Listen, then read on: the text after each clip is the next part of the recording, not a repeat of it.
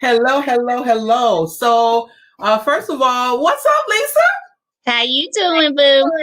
I'm doing great. We had a little technical difficulties, but here he is. Mr. Tobias, what's up? How y'all doing? Doing well. Seems like forever, but I know it was only 2 weeks ago that we were here live talking about marriage and the truth and nothing but the truth. So we're excited to be back. And we want to say before we get started, first of all, just thanking everyone for coming on with us to connect with us. You are watching The Truth and Nothing But the Truth. This is a series for those who are contemplating marriage, are engaged, newlywed, or you're in seasoned marriages. And so I am Dr. 𝗕𝗨𝗜𝗧𝗏. I am a leadership training and development expert, a speaker and coach, and the founder of Be What Matters. We are a personal and professional development company. And I had the pleasure of meeting Miss Lisa Lewis Daniels on social media. And during COVID, we became friends and decided to do a video series. And here comes our whole husband, 𝗕𝗨𝗜𝗧𝗏 Tobias. So I'm going to let Lisa introduce yourself, and then why don't you introduce yourself as well? So go ahead, Lisa. As Doctor said, I'm Lisa Lewis Daniels. Put some stank on it. I respect my maiden name and my married name, because that describes all of who I am in a nutshell. I am also a coach, a leadership coach, and using that wonderful gift to have open, honest conversations about career, marriage, and parenthood, and all that comes with those responsibilities, right? They're beautiful things, but they come with their own set of stressors. And so, as Dr. Katina said, having these kind of conversations are not only helpful to us, because when our planning sessions, they be on fire, y'all, and we bring the heat, right? In every other week. So with Lionheart Society, it's just an honor to serve the clients that I do, because I really want to see them thrive in every aspect of their life. So over to our whole husband. He's the academia, y'all, of the whole situation. He keeps us straight. That part. Hello, everyone. I am 𝗕𝗨𝗜𝗧𝗏 Tobias, MSW, author of Life Unscripted. Hope to be out sometime this spring. Book of poetry. Thank you. I work alongside Dr. Carter with couples, and it's been a joy working with everyone here. And let's go ahead and get this started. Let's get into it. Yeah, let's get started. Before we get started, we want you to do us a favor. Share the video with somebody you believe needs to hear this message. Make sure that you are following us in terms of our social media platforms so that you can get notified. And for those who are catching the replay, make sure that you're giving comments and doing feedback and so forth.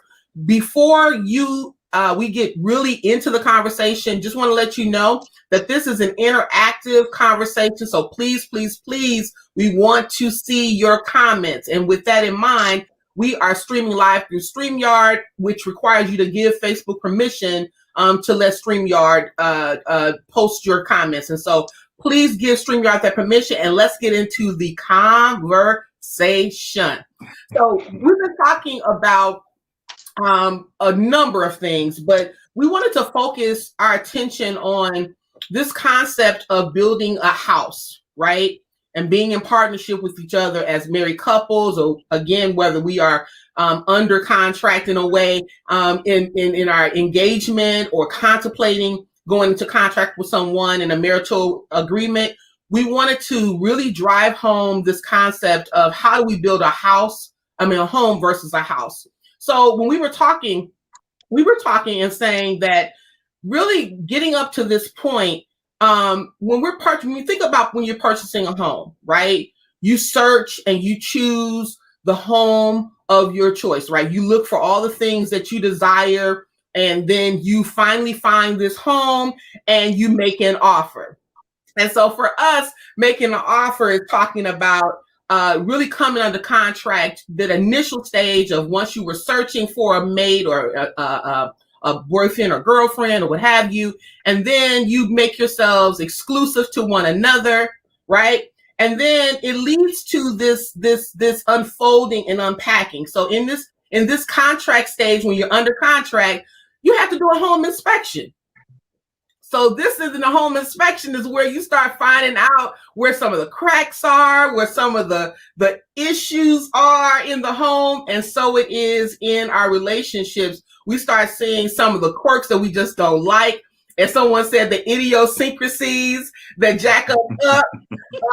And so is in this stage of being in the engagement, right? And in this knowing each other stage that leads us to finally buying the home, right? Finally coming into contract, finally having the wedding in a relationship and saying, I do. And so with that in mind, we are under contract with each other, and we want to be intentional about building this home versus a house. And we consider, when we talk about a house, we're talking about houses in itself are just kind of like the framework, the structures. But when we're talking about a home, we want a place where it's not just where your shoes lie or are at, as Bishop T.D. Jakes says.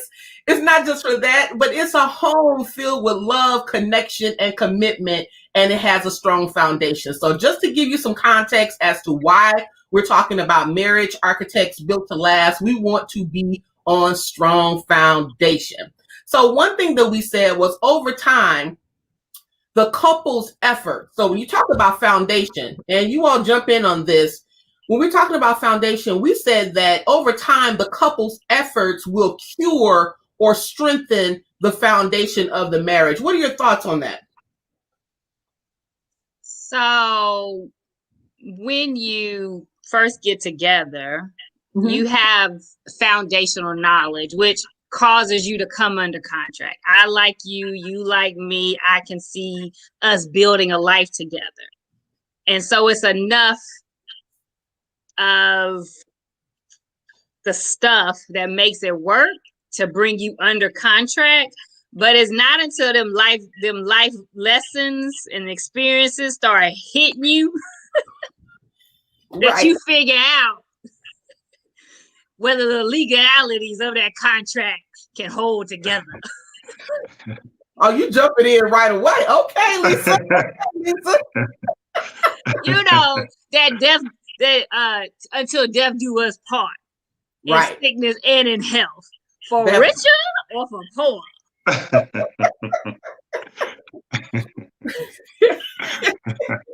That part of the contract. Richer, right? Okay, sorry. Go ahead, Tobias. I want to be petty and say, how about happy? Is happy in there? But I won't do that. I'm not going to do that. Can't be happy without having some money. Okay, sorry. I don't want to put that out there like that. But okay. But that is factual. We'll get to that though. Yeah. Okay. We'll get to that.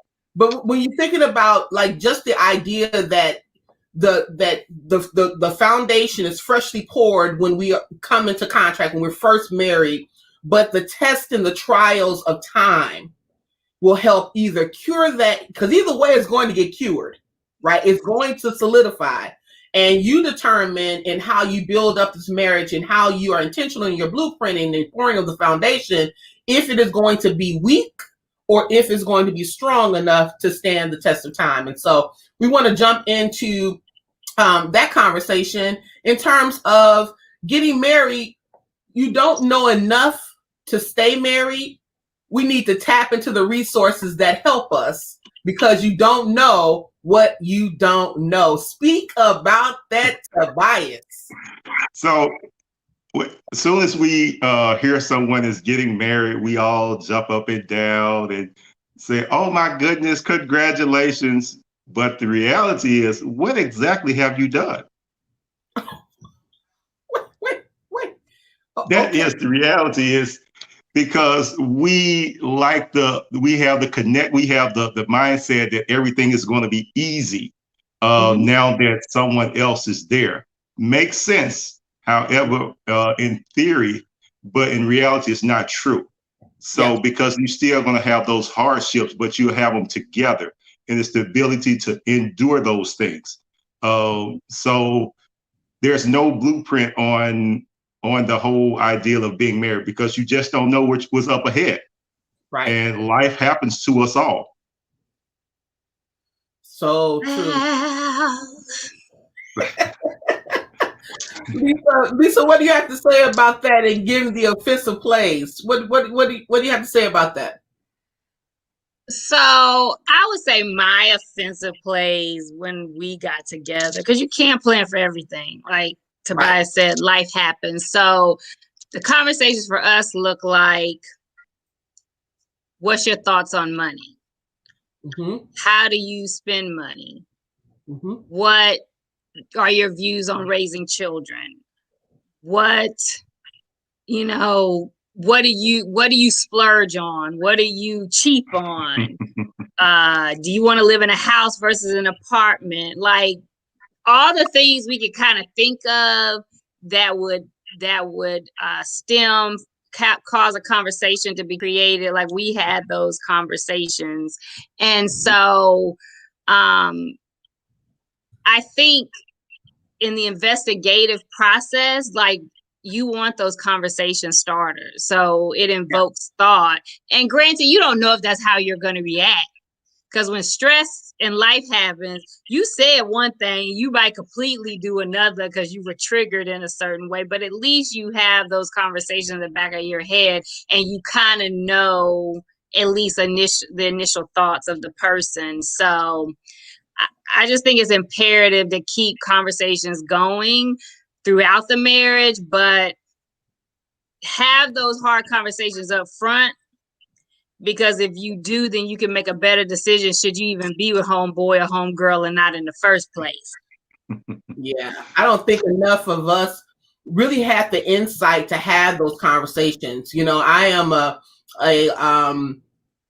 I can't say that. The first time I got married, we had marriage counseling, but it was so brief and it did not allow us to really dig into the uncovering some stones, if you would.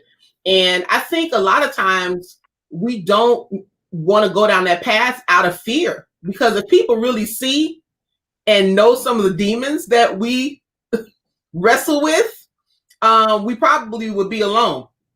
So we either try to struggle it on our own, try to figure it out on our own, and instead of being honest and upfront, so the person this is where I'm going to go with this. I hate when people say, I did this because I love you. Like, I didn't tell you because I love you, right? Because what you did was take away my options to make a decision. Okay. Which is going to piss me off more than if you would have told me. Right. Are you jumping ahead? Are you jumping ahead? She started it. Okay, I'm sorry. I had a flashback. Bring me on back. Okay, sorry. Thank you, Tobias. Thank you very much. No, we can walk down that road if you want. I have no problem. We can walk down that road. Listen, don't tell me you love me and you lying to me. But okay, let's keep going. Hey, Angie, glad to see you. She was like, right. Okay. Well, and that's a whole answer. Right. Enough said. Right. Okay. Oh, you gotta stick around, Angie, because we got a discussion that you need to be a part of. I'm just telling you up front, it's juicy. All right. So we talk about the evolution of marriage. We were in our discussions, we were saying that really this concept of marriage has changed so significantly in the last 50 years. This is 50 years. So it appears that there really are no norms or blueprints to follow. So for many of us, we watched in the latter years, like Leave It to Beaver. So you had this woman who was very a homemaker, and nothing wrong with being a homemaker, a very subservient in a lot of ways role. The man went out and he was the home, the main provider. And then we had this evolution to seeing the Cosby Show, right? Where this picture of two professionals who were great at balancing, so quote unquote, balancing life, home, and career. And so now coming into 2021, marriage has changed significantly, right? Good, bad, or indifferent, and we'll just keep it there. It has changed significantly. We'll just keep it there. Okay, so in understanding that we are really pulling on, for a lot of us, we're pulling on the relationships that we've seen in our parents, you know, and we pull from those experiences, because even though we saw like the Cosby Show and all of that, that was so far away. It wasn't necessarily realistic to us. It was just an escape. But what we experienced in our homes and what we saw were real, right? So when we're talking about this blueprint, you have to customize the blueprint based upon the needs of the marriage, right? There is no one blueprint. Marriage roles and vows are grown into. There is no one blueprint. What are your thoughts on that, Lisa? Listen, I think I've mentioned before, I didn't become a wife till year 9. It just kind of dawned on me like, ooh, child, you good and grown with the whole man and a whole baby. And so I think those are roles to be grown into, because again, you don't know what you don't know. Right. You bring in your own set of your own personal blueprint, which there's a modification and merging of two lives. So that takes time to understand, you know, what you even have and what brings value or takes away value from the relationship. So that's that whole curing and mixing and merging phase. So it's not until you kind of get through all of that that you can really begin to settle into what you have left, into the foundation. Say, okay, these things really make the foundation of who we are. So let's build on that. So it takes a while. And for some, you know, you may advance in one area. For me, it was career. In another area, I was like, not so much. Yeah. What are your thoughts, Tobias, on the customization of a blueprint? I agree. There is absolutely no blueprint. I was, while Lisa was speaking, I was thinking in a moment of transparency. Ooh, give us that tea, honey. You get tea? What? Freshly brewed tea. Freshly brewed. That looking back, I had absolutely no clue what I was doing. But I was like under the impression of fake it till you make it. You know, it looked like it was working, and this was falling apart. Now I'm like, I don't know what I'm doing. And so, but I was like, do the things that I thought to do, and hopefully the rest of it would be okay. And it wasn't. And then somebody came along and said, okay, this is what you needed to do. And so those big brothers that I have, they were able to speak into my life and help me along the way.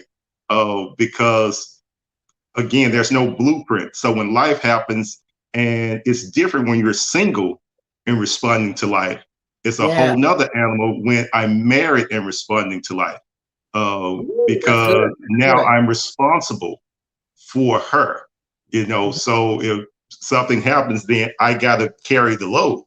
And so there's no blueprint for how to carry a load if a spouse loses a job. There's no blueprint for how to carry a load for when death comes. There's no blueprint for that. And so we have to, again, lean not on your own understanding, first of all, and be able to say, okay, I'm struggling, and go out and seek help. When you need it from good godly wisdom from people. Absolutely. Like you said a whole word right in that. Like if you're in the chat, drop amen something, because you said a whole word. That was some jewels and some gems. Okay. Woo! Because it's that part of there's no blueprint, rather, when death, when unemployment, when sickness, when all of these things happen, because in your heart and your intention, when you were saying in sickness and in health, it ultimately you didn't really think that it would ever come to you. Right. Richer and poor, you never thought that you would be without a job. Right. Right. So this is why when we're talking about establishing the foundation of your home, that cement, it's determining the values that your relationship is built upon as a couple. So whether it's friendship, that should probably be the number one thing is built upon. Love, connection, commitment, because this is what you come back to when the foundation starts having some stress on it.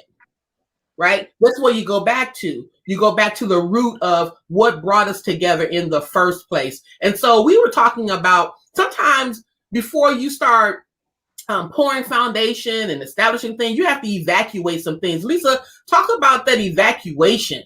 I was like, woo.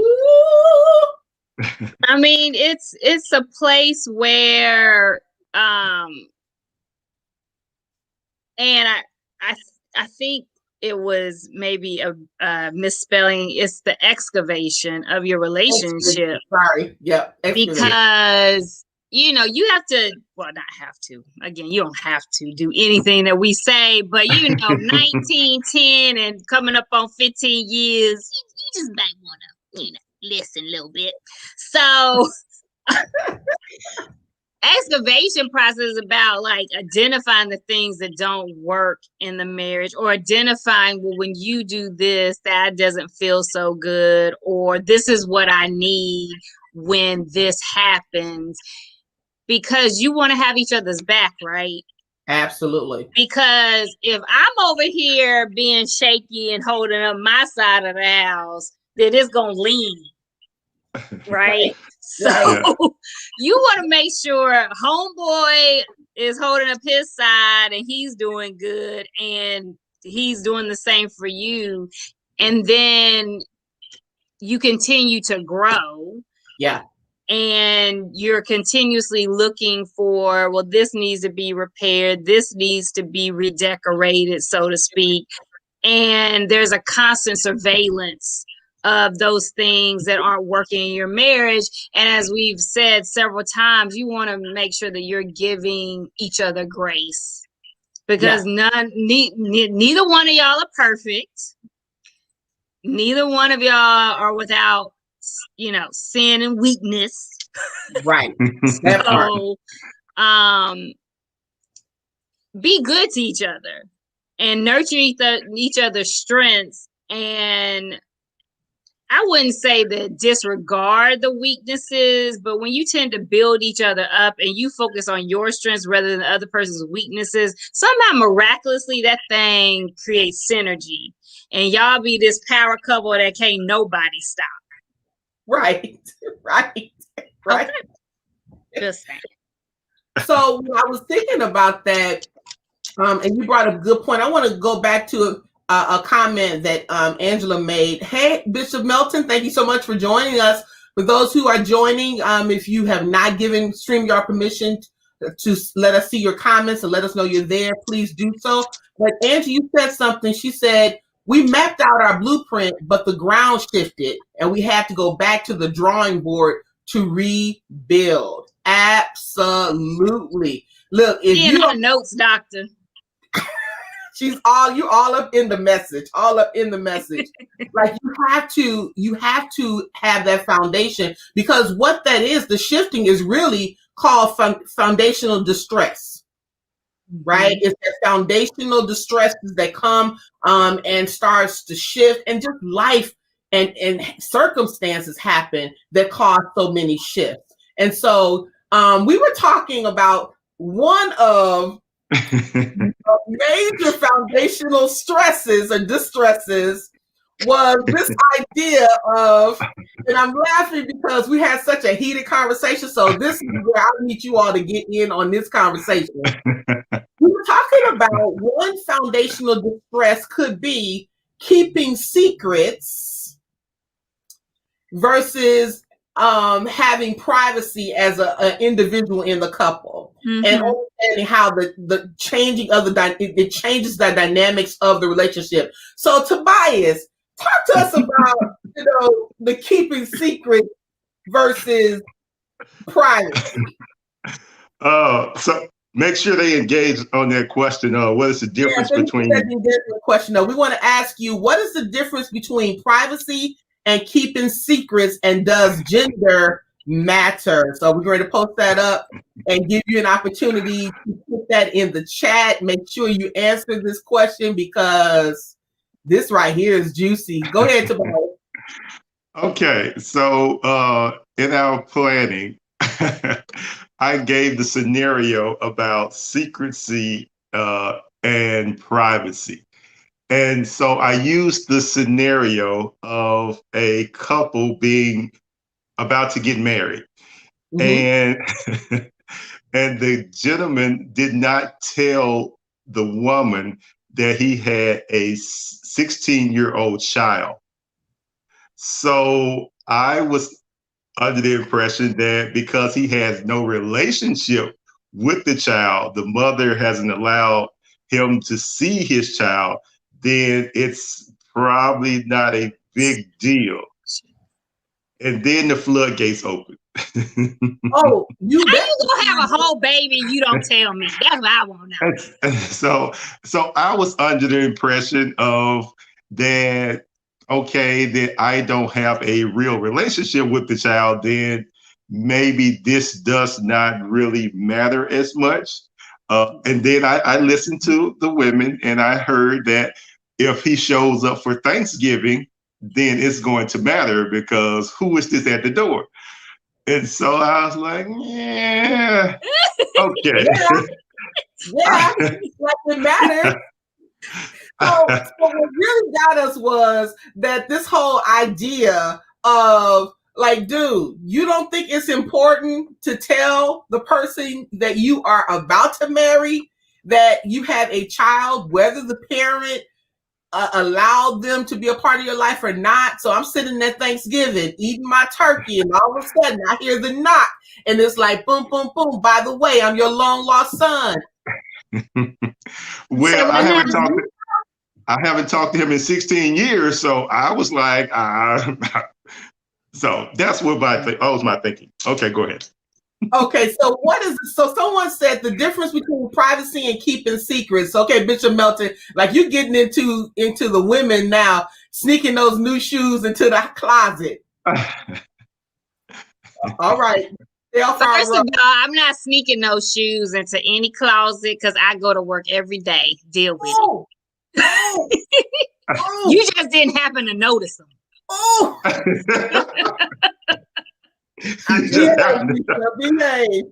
Behave. Okay, so Angie said keeping secrets is purposefully hiding something from the other person that could be detrimental to the relationship. And then privacy is making it known but allowing you to process it on your own. Ooh, different. Interesting. What are your thoughts on that? Secrecy is definitely has a deceptive nature to it. So I agree with that as well. And the part about privacy, it's the manner in which we share and how we share. And I think she alluded to that in the time in which we share, giving us time to process what she said. Go ahead. All right, keep going. I apologize. Oh, it's okay. Go ahead. I'm sorry. No, go ahead, Lisa. I just think that to me, I'm very black and white. If you would keep information from me because you know it's gonna piss me off, that's a secret. Yeah. But everything that concerns me doesn't concern you. Wait. But I think that goes on the privacy side. Because I do think that, yes, which y'all help me understand that sometimes just what you're thinking, you don't necessarily want to explain while you're kind of going through the meat grinding process. And usually I think those situations when it's based off of triggers and like past circumstances. So that is for you to process and maybe or maybe not you share. But the fact in your example, you got a 16-year-old child and the mama could come for like back child support, that's a problem. Then at that point, what if the person, what if they need a kidney? What if they need blood? What if they like, no, you need to tell it. So this is where we got into a heated conversation because Lisa, I'm gonna blast Lisa for a moment. Lisa was like, first of all, if you don't have a relationship with your child, we need to even have that conversation. We do. Well, to me, that go again. I'm a black and white person. To me, that goes to your integrity. Yeah. And so it's one thing if the mother is off on her own doing her thing, or the father. You do have those situations that the father wants to be a part of the child's life, or even the mother in some cases. Parents use their children as pawns, so that's a whole nother conversation. But aside from that, if you really want to be a part of your child's life, or whether you don't, to me that goes to integrity and character.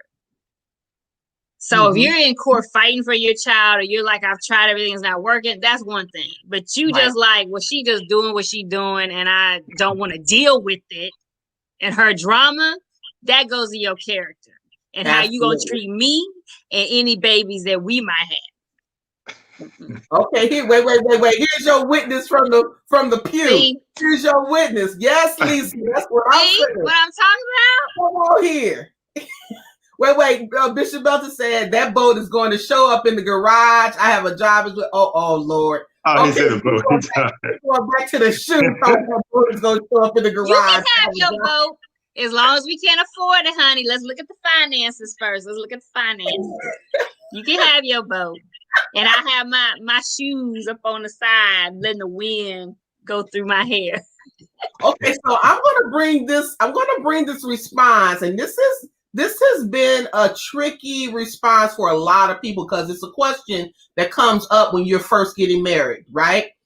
Bishop Melton said the difference between privacy and keeping secrets. He said something, let me pull it up. Things like how many people had you had sex with in your sex history. So let's get into this. Let's get into this conversation. Look at the counselor. He's sweating over there. Many counselor. I'm just going to tell you, ask for me in my house.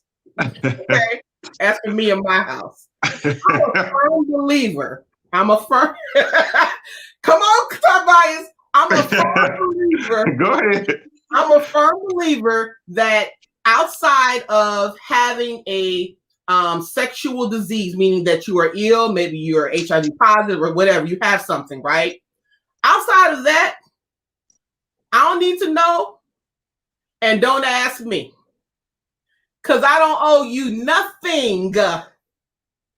Yeah, I'm in agreement. Nothing.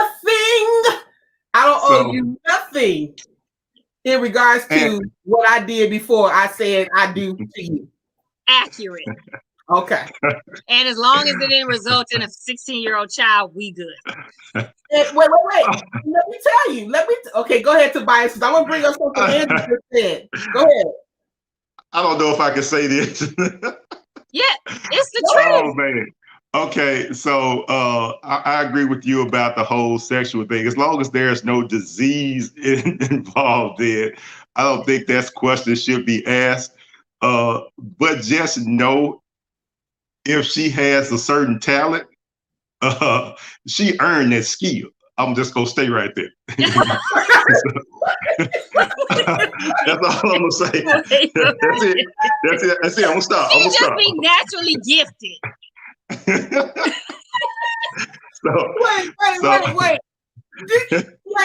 That was not planned. Why would you say that? I also just feel like with women, society, even though I feel like you should be able to do what you want to do regardless of gender in that area, it's not looked at the same. So for men, they normally are gonna over exaggerate, especially depending on their age, and women go under exaggerate. So just leave it alone. Leave it alone. Let me tell you. Okay, so first of all, Angie, I don't know if you said, "Girl, we are friends" because of what I said. I owe you nothing now. I don't owe you nothing. But she says she thinks it depends upon if the other person really wants to know the truth. Okay, you don't want to know that truth. You do not. Especially no man. You don't want to know the truth. You don't. I'm going back to the part you said women under exaggerate their number. Is that what you said? Because what I just said prior to that, men don't want to know that. You want the skill, honey, but you don't want to know the source. Yeah. Okay. Just know we live. That's all. Live. Yeah. Skills. And you said with much practice, right? Oh Lord, y'all going down. Let me tell you something, because the reality is I don't care how much men say they want to know the truth. It's something about knowing and realizing that your wife, although we're grown, has been with someone else. Yes. It's something about that just does not sit well. Yes. So because if you want to be truthful, men still, and I mean, there's a fine line, but men still look at women as property. You mine. I don't want nobody else playing my toy. Yeah, absolutely. So y'all don't want to know. So don't ask. Are we telling the truth, Tobias, or what? Oh, yes. Yeah. Is the altar available? Is there one? Oh, yeah. You definitely don't. You don't want to go down that road. No, you don't. No, leave that alone. Just leave it alone. And I agree. If medically everything is well, that's the truth that you should know. Yeah. And just leave it at that. Absolutely. And the reality is, this is how we kind of make. Wait a minute. Bring Mr. Milton up. He said, and my toy. I'm with it, Mr. Milton. I want to know that you take accountability for me, honey. I cannot. Yes, take accountability. I love this conversation. So we've been talking about, thank you for that. We've been talking about the difference between privacy and keeping secrets. And ultimately, it is understanding that as individuals, we have the right to have a certain level of privacy, because even though we're in a marriage, we are individuals, right? We process things separately and then hopefully come back to the table and move the unit forward. But keeping secrets is really about intention. When you start talking about I'm keeping a secret, that means somewhere in our foundation, there's some stress there, because we made a vow, which is that far trumps any secret that you are willing to keep when I said I do. Okay. I do agree. However, I think in certain instances, there is a possible of secrecy of being, I'm trying to protect you. I'm trying to protect you from something. I'm grown. I don't need protection. That part. Okay. That part. Okay. Because to me, it's still a cop-out. It's that I don't want you to know, because because I know you're going to trip, and I don't want you to go down that path like that girl who hit on you and you kind of winked, but I'm not going. All of that intention. And you know what? It's important to have this conversation, because it's just like a rock that hits a windshield.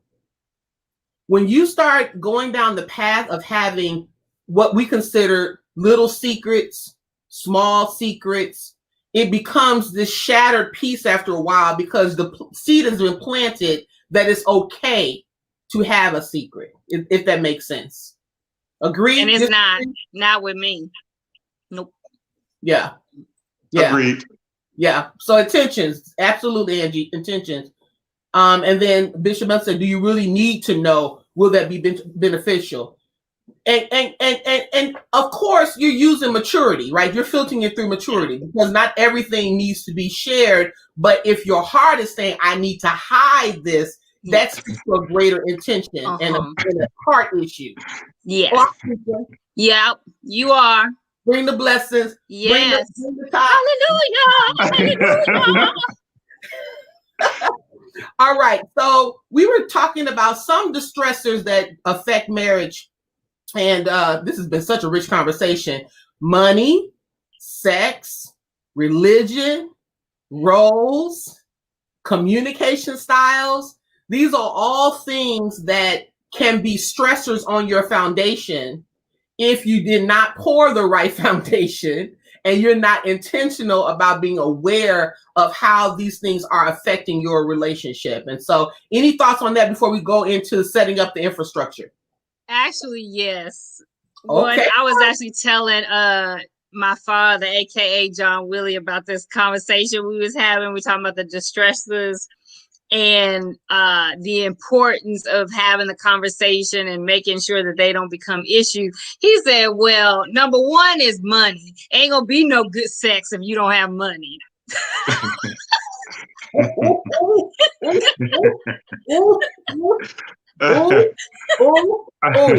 Lord, I don't know about that. I don't know.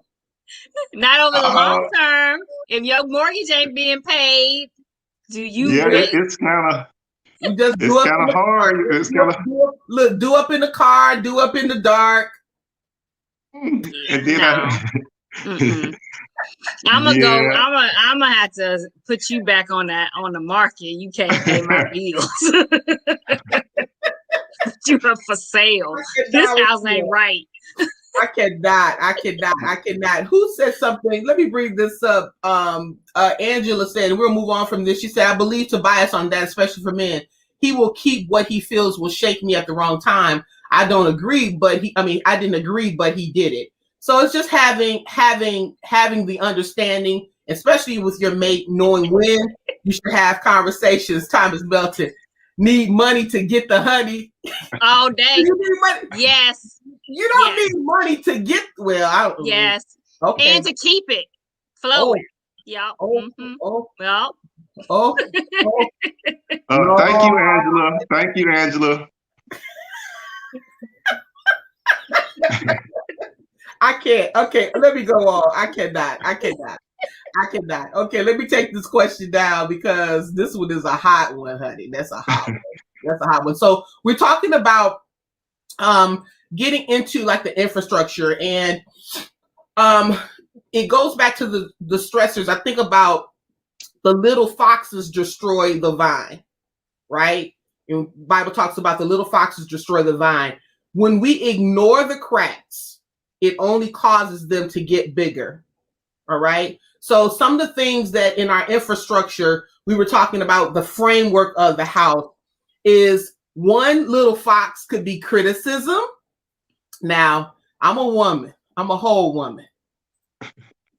And I know that sometimes I can criticize. Tell the story. I'm going to confess my faults one to another.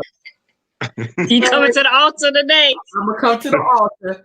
But see, my husband tells me, and of all the scriptures he knows in the Bible, he says, don't be that woman on the rooftop. Look, you mean the woman on the rooftop because she got on your nerves because she was nagging you to death? Yes. But if you would do what I asked you to do, I wouldn't be nagging. Okay, I digress. Okay, so criticism, nagging, some people would say even contempt or sarcasm. You know, people who are extremely sarcastic, it just starts to nip and chip away at your foundation. We talked about defensiveness. You always defensive. Can't have a conversation with you. You go there. And then stonewalling. Lisa, talk to the people about stonewalling. You just don't respond. Be like, who's talking? Like, you're not gonna argue. See, that's me. I'd be like, I'm about to argue with you. It's just, I'm not an arguer, so I just be like, okay. And then you find me around the corner, over there, you up and yonder doing whatever I want to do. Lisa's a rogue. That's right. I'm not about to argue with another grown person. I just be like, I'm out. Yeah. So, and that don't really work well in a marriage. So I've definitely, in that context at least, have gotten, much better.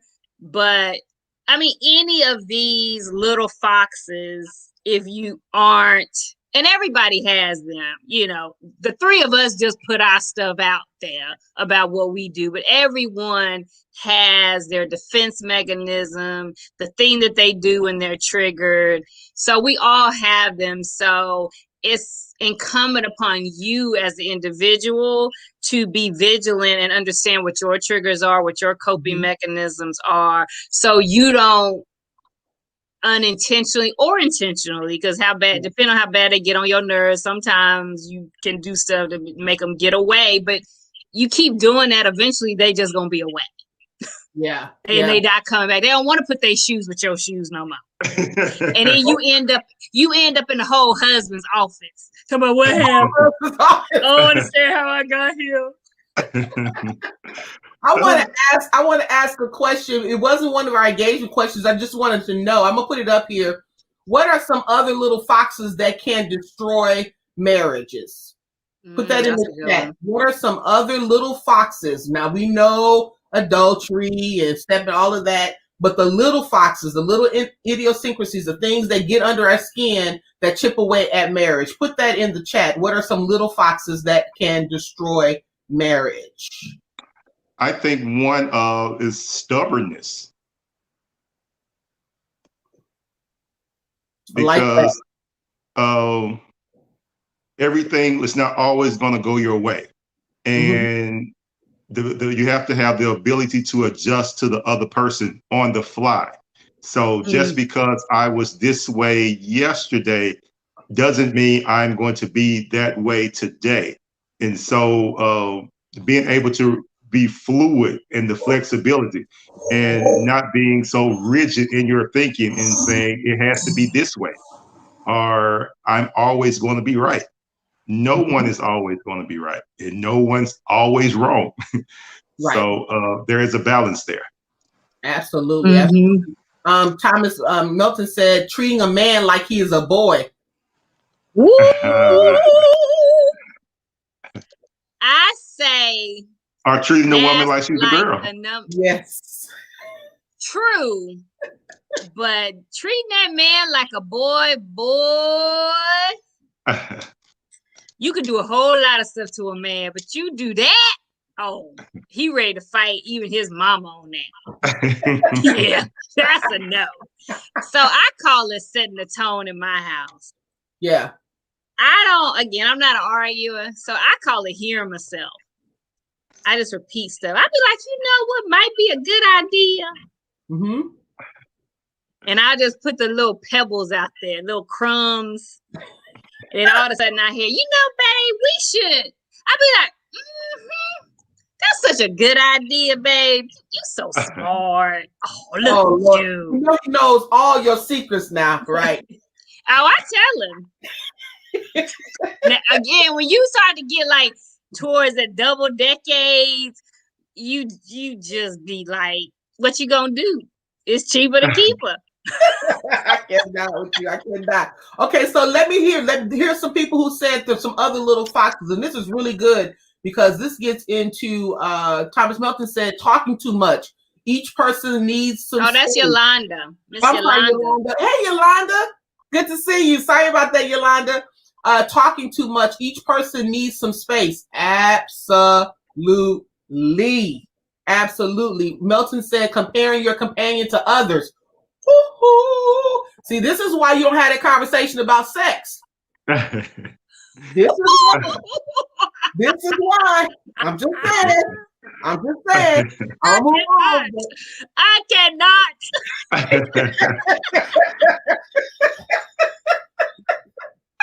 Don't Don't ask me if you was ever the best one. I'm just saying. Okay, so Angie said not listening. Little foxes. We're talking about little foxes that destroyed marriages. Bishop Melton, what you say? Treating your pastor better than your husband. I don't know what he's talking about. That ain't never gonna happen. Let me tell you, I know exactly what he's talking about. I know never gonna happen. Exactly. Let me tell you, my husband used to be like, okay, you gave, because I used to work in the church, you have people who work what's considered the pulpit, right? You serve the pastor and all of that when they get through preaching and so forth. And he's like, you gave them some juice. Where my juice? Okay. Or putting them. I would Mr. David on that. I mean, absolutely. So we had to have conversations like, "Boo, I got you. No, I don't get my. Don't be treating nobody better than me. It ain't. No. Okay, so Yolanda said trying to dictate what each other do or what they look at. Talk about that. Yeah. Yolanda. Explain that to us. Dictating what each person does and what they look at. Talk about that in the chat with us. But you all because I don't do it very often. I call it come to Jesus meetings. Because you can't do it very often. Because you can't control another grown person. But there has been instances over the course of our relationship be like, this was about to go down. So sometimes I do tell you what to do. Because you are not acting in the best interest of yourself or this family. So sometimes I had to bring you to the pulpit. Thank you, Lisa. Tobias, let us know what your thoughts are on that. Yolanda, let us know what you mean by that. We want to make sure that we're speaking clearly on it. Just sounds controlling. And eventually, if you are controlling, the first sign of freedom that the other person gets, they're probably gonna be gone. They're gonna put you back on the market. The first sign of freedom. The first sign they see of the real estate agent, they be like, help. Help me. Like, why are you working 2 jobs? I'm saving my money to get out of here. You just gonna put it out there like that? I gotta go. Oh my God. Okay, right here. Not allowing her to have time with her girls. Absolutely. And vice versa. And vice versa. Everyone needs to have a safe community and need to have friends, because being up under each other all the time, especially during COVID, has been a trying of many relationships. So if you can just FaceTime them or video chat, get with your girlfriends and your homeboys to kind of help you through this stage of being isolated without being alienated from your community. All right. So we're going to move on from that, but very good conversation around that. I cannot believe that we have come to the end of this conversation. And look up, we got so much more to say. But this was so rich. I'm thinking you want to get into this next part, or you want to save it? I think we should leave. This is the cliffhanger. This is a cliffhanger. We got to get into this just a little bit. We can come back next week. All right, so go into it. Why don't you dive into it? So, I had brought up that I think a component of marriage is transactional. And I'm all about giving credit where credit is due. So this credit goes to my auntie. Because when I was a young woman, before I got married, she would always be like, marriage is a contract. And I would laugh it off. Because I'd be like, what you talking about, auntie? Now, homegirl done been married to my uncle 50 years, y'all. So she know that marriage is a contract. And now, because I've been married, I know what she's talking about. And I think it's more the day-to-day aspect of the relationship and ensuring that you're making good choices along the way in your marriage to better ensure that these little foxes don't come up, or they're managed they do come up, but they're managed correctly when they come up. And when the stresses come in the marriage, you're dealing with them correctly. And so one of the big things to me that help minimize the stress in my relationship is always making sure my points was right, that we were communicating and I liked him and he still liked me. So I think that minimizes arguments and keeps me out of the counselor's office, because I ain't trying to see you. I'm trying to do this thing till death do us part, sir. Okay. So when you talk about this transaction, now it's nothing wrong with understanding that marriage, a large part of marriage is a transaction, but the problem comes in is when we keep tabs on the transactions. I did this for you. I need you to do this for me. Oh, babe don't want me to pull out the receipts, so I don't keep tabs. That's the problem. I don't keep tabs. Any witnesses? Because when he found a good thing, okay. You know, I want to say, any witnesses in the chat that the problem comes, say amen, say yes, say something. The problem comes when we are keeping tabs on the transactions, the things that we do. We say we do it just because we love you, but then if the person doesn't return and reciprocate, Okay, what's the bias? What you got to say about that? And so there lies the problem, keeping the tabs. So we often think that we're going to give what we give, we're going to receive it in the same manner in which we gave it. Right. So if I can't identify it, then I'm going to interpret it as you didn't give it. But that's not true. It was given. I just didn't interpret it correctly. So you have to first understand that what was given, I'm not going to receive this back in the same manner. It's going to show up in another form. That's good. So three perspectives, but it all comes down to, this question that we have, and we need to ask this question of the audience. This is good. Hold on. So talking about transactions, do you give your spouse what they want or what you want them to have? And that's in terms of, it could be from emotional, it could be physically, it could be a lot of things, but do you give your spouse what they want or what you want them to have? Let us know in the chat. Interested in this is our last engagement question, interested in your response. I think I want to touch on a second what it just went. What Tobias said about what did you say about the that you don't get it the same way you give it? Oh, about perspective. Okay. So, and understanding what the person's giving. Like, I better understand what my husband's strengths are. And I understand where they fit into our marriage. And I understand that his strengths are actually things that I'm okay at, but he's better. So therefore, his strengths and my strengths move the unit forward. That's what I was kind of talking about earlier. Like, focus on the strengths, manage the weaknesses, but the things that are strengths to the other person are actually making the marriage better. And if you take a look at it, that's the area that you ain't so good at.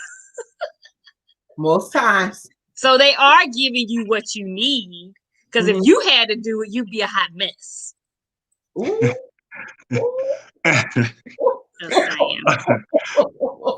Just saying.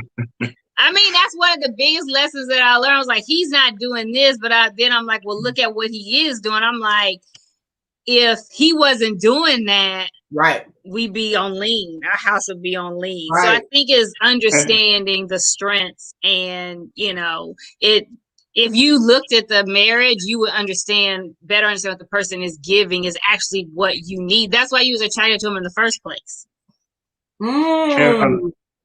And from a man's perspective I'm guessing from a woman's perspective too, is knowing that I'm needed and I'm valued.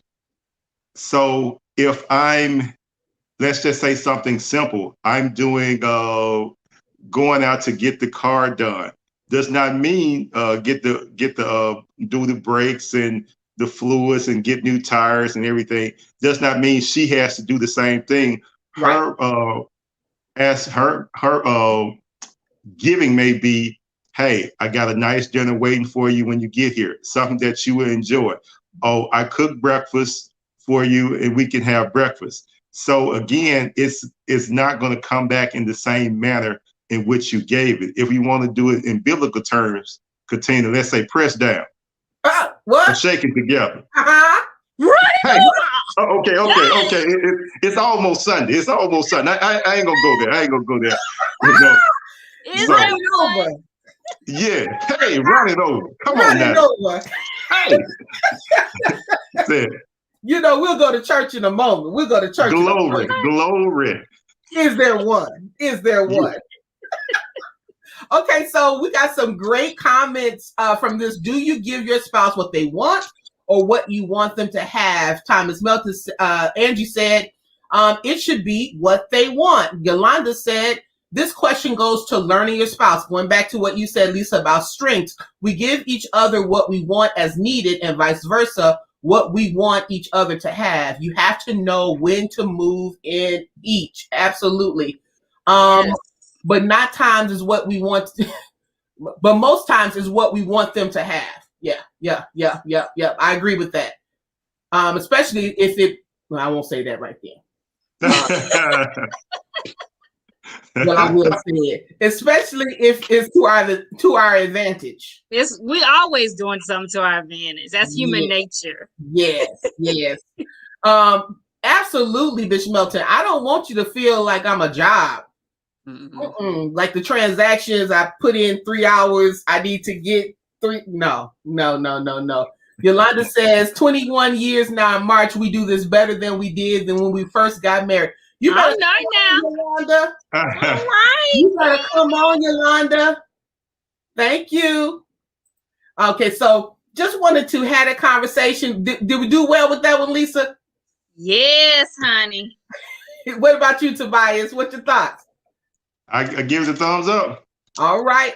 So we are coming to the end of our conversation. We want to thank you all again for joining us to talk about Marriage Architects Built to Last. Be back with us on February 20th. We're coming for part 2. So this is our theme for the month. It's going to be rich. We got something in store for you. So please come back, share. Outside of the truth and nothing but the truth, we want to make sure that you stay connected to us.